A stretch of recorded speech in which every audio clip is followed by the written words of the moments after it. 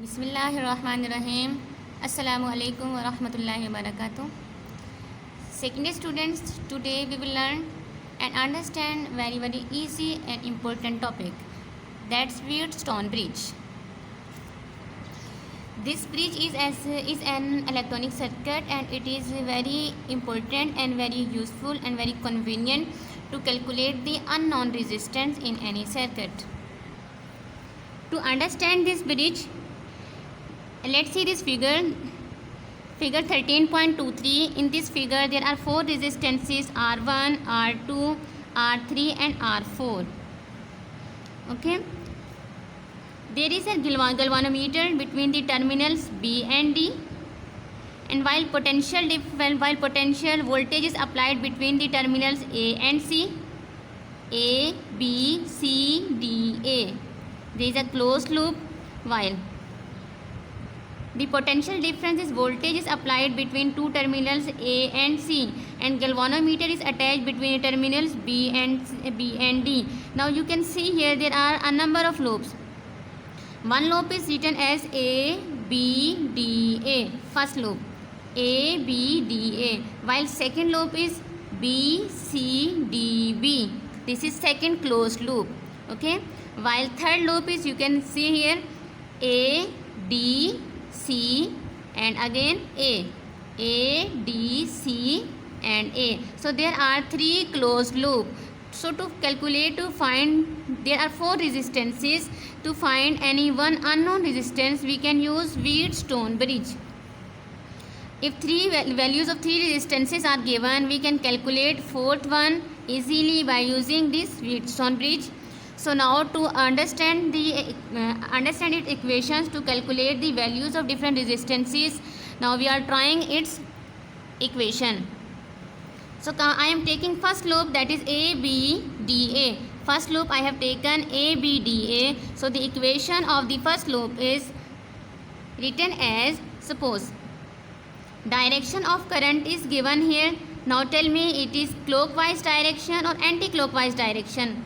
From the figure it is clear that it is anti-clockwise direction. Okay, no issue, जहाँ से मर्जी start कर लेते हैं हम इक्वेशन राइट करना। चलें इस R1 से स्टार्ट करते हैं।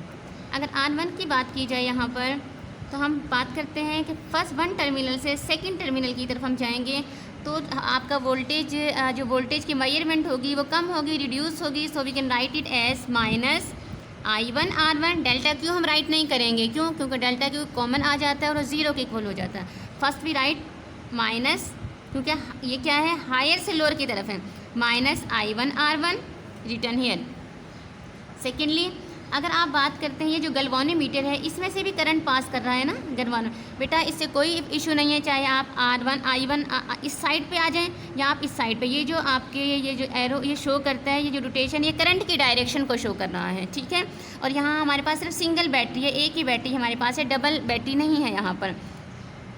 तो माइनस I1 R1, फिर आ जाए गैल्वेनोमीटर की तरफ। जब गैल्वेनोमीटर के पास आप आएंगे, इसकी रेजिस्टेंस रिप्रेजेंट की जाती है RG के साथ, रिप्रेजेंटेड बाय RG। वो तो रेजिस्टेंस होगी, लेकिन करंट इसमें क्या है, ये I1 और I2। देखिए I1 करंट इस लूप का है, I2 करंट इस सेकेंड लूप का है, और गैल्वेनोमीटर दोनों के दरमियान में है, तो ये दोनों करंट इस गैल्वेनोमीटर को अफेक्ट करेंगे ना। तो यानी इन दोनों में क्या है, एक कॉमन चीज़ है। So that's why will write it as I1 माइनस I2 इंटू RG। ओके, अब दोबारा वापस अपने लूप को क्लोज करते हैं। हमारे पास R3 है। अब R3 जो रेजिस्टेंस है ये सेपरेट है या ये भी कॉमन है? ये R3 जो रेजिस्टेंस है आप देख सकते हैं, ये I1 की भी रेजिस्टेंस है, और इसके अलावा जो आपका थर्ड लूप बनता था ये A, D, C, A, ये वाला जिसमें से I3 पास कर रहा है, इसके साथ भी ये कॉमन है। तो हम इसको राइट करेंगे I1 minus I3 into R3। जिस लूप की हम बात कर रहे होते हैं उसके करंट में से बाकियों को माइनस करते हैं। I1 minus I3 R3 is equal to 0. So we have written equation for first loop, that is A, B, D, A. Now move toward the second loop, that is B, D, C, B. B यहाँ आप कह लें B, C, D, B, as written in book B, C, D, B. B, C, D, B की तरफ हम जाते हैं, पहले यहाँ पे आते हैं, ठीक है। इस ये वाला टर्मिनल है first, this is second terminal. Current जब यहाँ से मूव करके इधर आएगा तो यहाँ पे इसका वोल्टेज ज़्यादा होगा, यहाँ कम होगा, -I2R2। फिर यहाँ पे आ जाए, करंट आपके पास I2 है। अब ये जो I2 ये जो R4 रेजिस्टेंस है आपकी, ये I2 करंट भी इसमें से पास करता है और I3 भी इसमें से पास करता है। तो आप राइट करेंगे -I2 -I3 R4, राइट। अब वापस आ जाए गैल्वानोमीटर की तरफ। गैल्वानोमीटर जो है वो दोनों में कॉमन है यहाँ पर, तो आप किस तरह राइट करेंगे। अब हमारे पास ये लूप है, so we will write it as -I2 -I1, I2 में से I1 को माइनस करेंगे into RG is equal to 0। Understand. अगर आपने जो लास्ट लेक्चर है उसको अटेंटिव होकर सुना है किरचॉफ सेकंड रूल, तो फिर आप ये इक्वेशंस राइट कर सकते हैं। अगर आपने वो लेक्चर अटेंड नहीं किया तो काइंडली पहले उसको विजिट करें, उसको अंडरस्टैंड करें, उसके बाद ये इक्वेशन आपको सबसे ज़्यादा आसान ये लगेंगी फिज़िक्स में, क्योंकि ये बहुत सिंपल सी हैं और बहुत इंटरेस्टिंग है। ओके, अब बेटा हमने दोनों इक्वेशंस राइट कर ली हैं। हमने इस लूप की भी इक्वेशन राइट की ली और हमने सेकंड लूप की भी इक्वेशन राइट कर ली, ठीक है। The current flowing through the galvanometer will be 0। Galvanometer में से करंट उस वक्त 0 हो सकता है जब I1 और I2 दोनों क्या हो, इक्वल हो। I1 - I2 is equal to 0। उस कंडीशन में जब ये जो हमारे पास दोनों लूप हैं इनमें से I1 I2 के क्या हो जाए, इक्वल हो जाए। अगर I1 और I2 इक्वल हो जाते हैं तो हमारे इन इक्वेशंस पे क्या इफेक्ट होगा, लेट्स सी इसकी बात करते हैं। I1 है, I2 की जगह I1 लिख लें, या इस I1 की जगह I2 राइट कर लें आप, तो ये क्या हो जाएगा, कैंसिल हो जाएगा, ख़त्म, 0 बन गया यहाँ पर। I am repeating again, the current flowing through this galvanometer is 0। हमें 0 क्यों चाहिए, क्योंकि 0 हमें इसलिए चाहिए ताकि हम हमारे पास R1 R2 R3 R4 इनको एडजस्ट कर सकें। जब इनको एडजस्ट कर लेंगे, ये एडजस्ट उसी कंडीशन में होती हैं जब गैल्वानोमीटर में से 0 करंट पास कर रहा हो, और वो कब पास करता है, जब I1 और I2 इक्वल हो जाते हैं। तो बेटा ये जो ब्रैकेट वाली टर्म है ना, इसमें ये फर्स्ट I1 है, सेकंड को भी I1 कर दें, ख़त्म, कैंसिल आउट। तो रिमेनिंग क्या बचती है इसकी, हमारे पास बचती है -I1 R1, और इसको दूसरी साइड पे ले जाए इक्वलिटी के, is equal to I1 - I3 into R3। Okay, second equation, इस इक्वेशन के साथ भी इसी तरह करें। I2 I3 है, I3 तो हमारे पास इक्वल नहीं था, हमारे पास I1 और I2 इक्वल थे। तो यहाँ पे है I1 I2, यहाँ पे भी I1 की जगह चाहे I2 कर दें या I2 की जगह I1 कर, दोनों को सेम कर दें, लेकिन ये भी ख़त्म हो जाएगा, cancel out, and remaining behind left behind -I2 R2।